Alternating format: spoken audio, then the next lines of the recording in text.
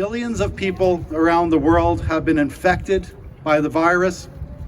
More than 6 million people have died, and millions more are suffering from things like post-COVID disabilities.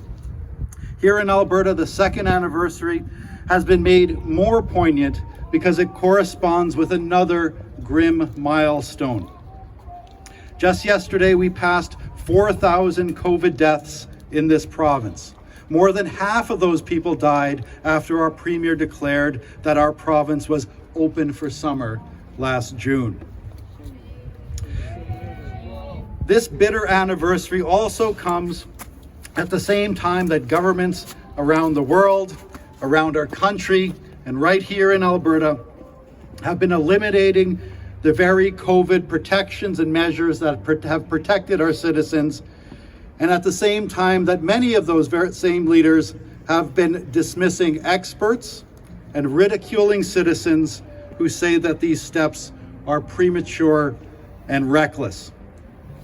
So we are here today to do three things, and I call them the 3 R's. First, we are here to remember. We are here to remember all the colleagues, neighbors, friends, and family members who we've lost, who have suffered severe illness, and who have been disabled as a result of this terrible virus. We're here to remember all the healthcare workers, first responders, and other front-line workers who have faced and who continue to face higher risks than others in their daily work environments, and who have paid with their health and sometimes with their lives. And perhaps most importantly, we are here today to remember the failures of our provincial government. Our rebuilding must be evidence-informed, particularly as it relates to the use of our public healthcare dollars. In the days ahead, days, weeks, perhaps months ahead, I would also ask for respect and tolerance. Masks will continue to be a required precaution in healthcare settings for our safety and for yours. And for some, it will continue to be a necessity. But it is now a personal choice as we go about our daily lives, whether that is going to a grocery store, shopping, or a social event. And that choice must be respected. Age group 60 years and over. 3,585 people age 60 and older died. And as we witness these beautiful flowers laid out here, the white, silver, and gold, signifying the deaths of these people, it's a stark reminder to us all that our senior population has borne the brunt of this pandemic. And nowhere was it shown more clearly than in our long-term care facilities, where Canada led the world in per capita deaths.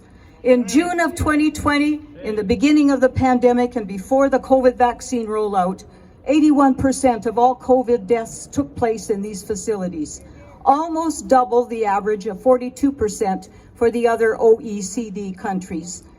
These seniors who built our country and our healthcare system paid the ultimate price, leaving behind grieving families, friends, and community. Many died alone, unable to be with their loved ones before they passed, or they died with caregivers, serving as the last human contact before their deaths. They died because our continuing care system failed them. This tragic outcome hurt everyone.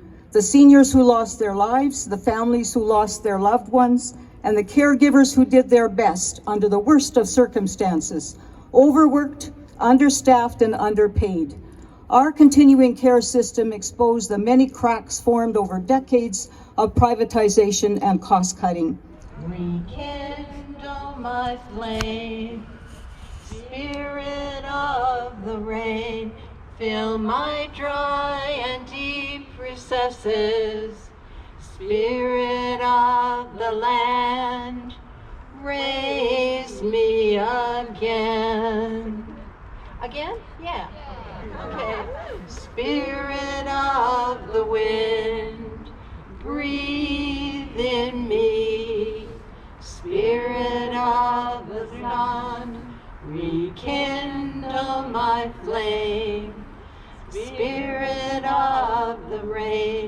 fill my dry and deep recesses. Spirit of the land, raise me again.